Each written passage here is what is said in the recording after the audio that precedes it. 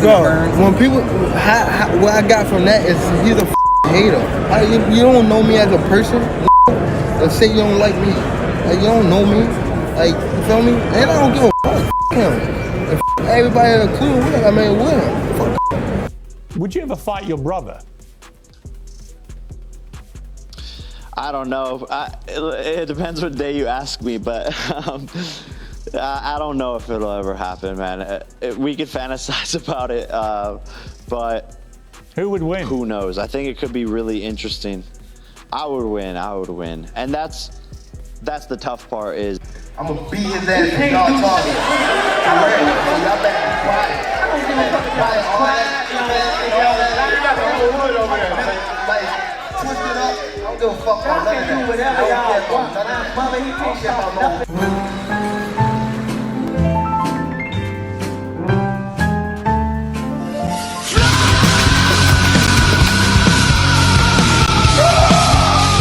Gervonta Davis went face-to-face with Jake Paul and Tank didn't hold back.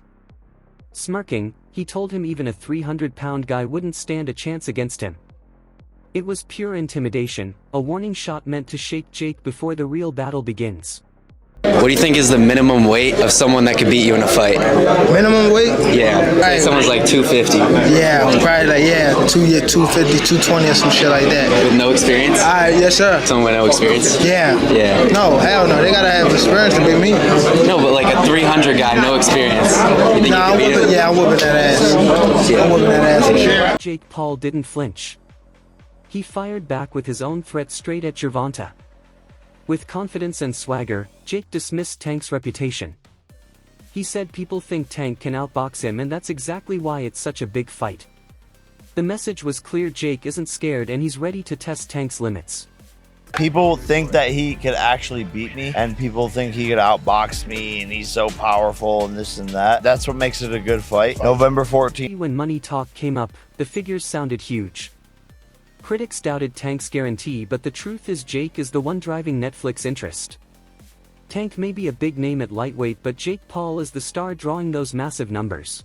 Gervonta Davis's guarantee. I call bullshit. Me too. I call bullshit. $200 million is a lot of money. That'd be the most any athlete's ever made in one event, in one night. Where are they getting that money? I mean, it's Netflix. Okay. Mike Tyson didn't make that. Jake Paul didn't make that. No. 20 million, I would believe, not 200 million. 20 million seems realistic. That's a lot. Even because Netflix is bigger, but there's no pay-per-view model. So, and Gervonta is a big pay-per-view draw, especially for being a lighter weight class. Yeah. So 20 to even 40 I can get. Oof, that's a lot. 40 I can understand. As debates over cash circled, Eddie Hearn stepped in with a blunt take on the weight gap. He couldn't hide his disbelief, calling it a strange matchup. A cruiserweight against a lightweight isn't a fair fight. That's exactly where Jake has the upper hand with his size, strength, and power that Tank can't truly prepare for. Now, you've gone from a 250-pound world heavyweight champion to a 135-pound, 5'6". I mean, it's bizarre. You know, you've got a cruiserweight fight. If Hearn raised concerns, Chael Sonnen went further and mocked Tank's press conference performance. Sonnen said Tank looked awkward and unprepared, using weak phrases like corny and oppressor. He called it playground talk, not the energy of a big fight. Jake, on the other hand, stayed calm and showed he controls the spotlight when pressure hits. In defense of himself, makes a comparison to P. Diddy. Jake literally just puts his head down. It's like, man. And I think that Jake was thinking in the moment the same thing what I was thinking, which is, how are you not prepared? And Tank was fumbling. And I want to say he referred to it by calling it corny. And corny is just not a word that fighters use in a press conference to build a fight. I don't know if I've used. Mike Perry voiced what many are already thinking. Tank Davis isn't the same anymore. His knockouts seem like a thing of the past, and his hunger doesn't look the same, especially against a man who outweighs him by almost 100 pounds. Skill alone won't save him here. Jake is big, Tank has a lot of skill, but I don't think he's the same Tank that we saw the most incredible knockouts. We saw him, I mean, Lamont Roach performed great.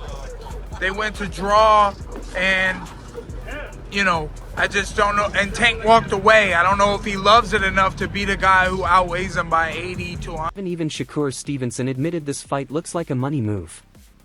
He tried to defend Tank's talent but pointed out the obvious size gap. Jake's advantage is too much. Skills can only go so far when you're up against someone that much bigger and stronger. I think that's terrible. Why? I mean, I get it, because at the end of the day, it's the money business, and you want to make the most money, but from what I'm hearing, he can make more money in a fight with me, and if that's the case, why not fight me? Sure. Do you think he beats Jake Paul? Do I think he beats Jake? Yeah. I mean, There's a huge size advantage, though. it is, but I think Tank got the skills to make sure he come out on top. The discussion then shifted to Jake's growth. Stevenson gave Jake Paul serious respect, saying he's improved a lot and could even become a world champion. That's no small compliment coming from a top fighter. It shows Jake isn't a gimmick anymore. His progress is real, while Tank still seems stuck in his old ways. Word that fighters use in a press conference to build a fight. I don't know if I've used the word corny since my age got into the double digits. I was surprised that Tank was so unprepared. Eddie Hearn built hype around the matchup, calling it a war where both fighters have everything to gain. But he noted Jake looks hungrier. Tank may have skill, but Jake's size, momentum, and determination make him a bigger threat on fight night. And I think this is going to be a war between these two guys. And, I think sometimes when you get two guys that don't have a lot to lose but have everything to gain, you just get great fights. Both these guys, I promised them, I said the winner of this fight will be involved in a big fight internationally. If promoters were excited, Tyson Fury gave Jake major support in his own style. Fury said Tank might be slick, but Jake Paul is miles ahead when it comes to selling fights, packing arenas, and attracting new fans. That's real power, and when the business favors Jake, the pressure shifts his way too. Moses is going to be a heavy favourite, but how much of a jump in class and pedigree is this from his previous fight? It's such a big jump because, Dillian's not an idiot, isn't he? He fancies the fight. This is a big jump for him. He's done everything up to now that's been asked of him, but there's that question mark about what happens if he goes into the later rounds. I mean, he has gone the distance once, but I'm talking about with somebody who doesn't fiddle around, somebody who actually would like to get him in the latter rounds and is capable of knocking people over. He's a puncher, you've seen him do it, and he's done it with world-class fighters.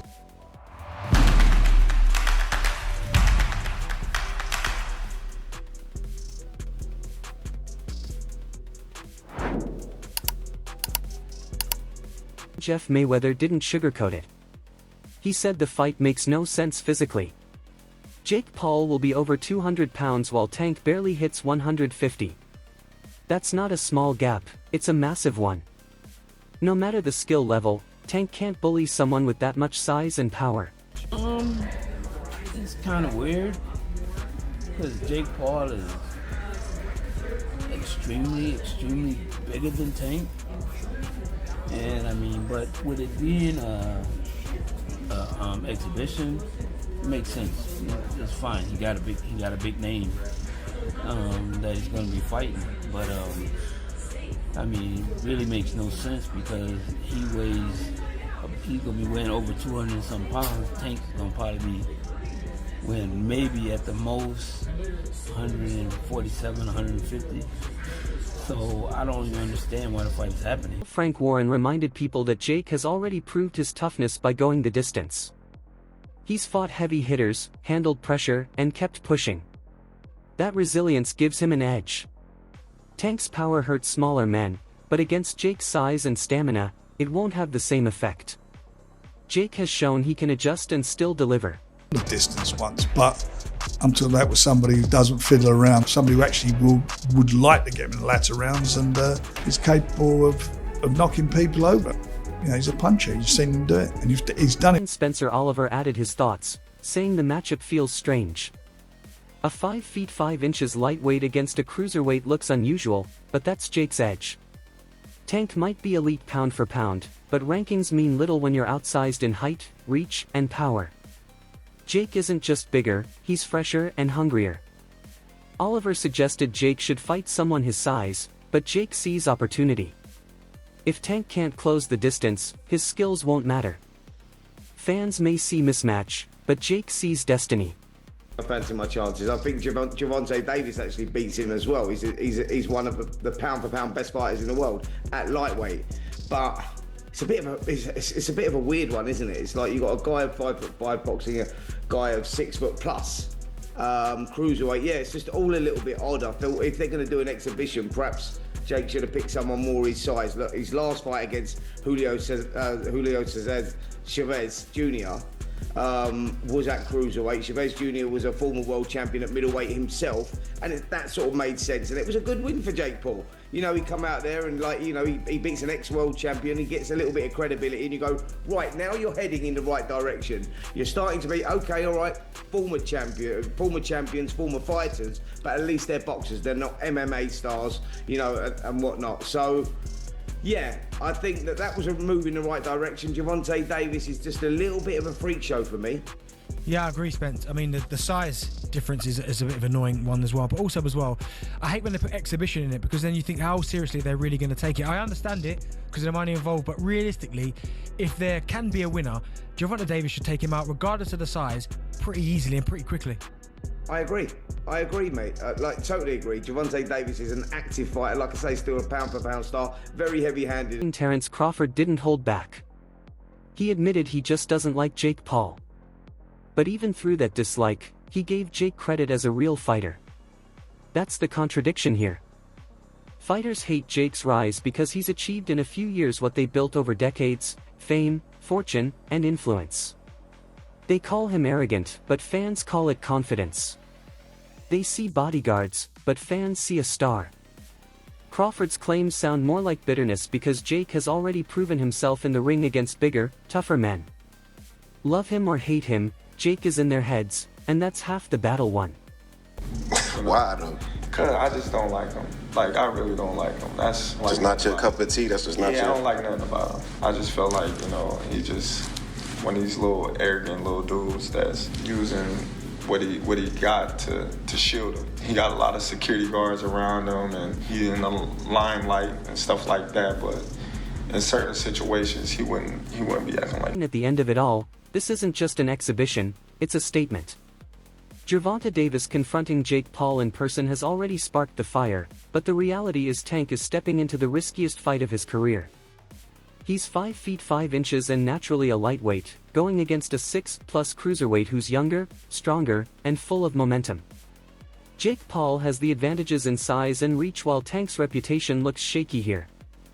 If Tank wins, it proves he truly is the monster his fans believe.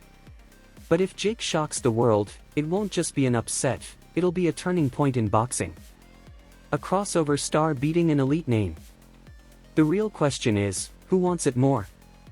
Drop your predictions below. Jake's rise or Tank's survival? The debate starts now.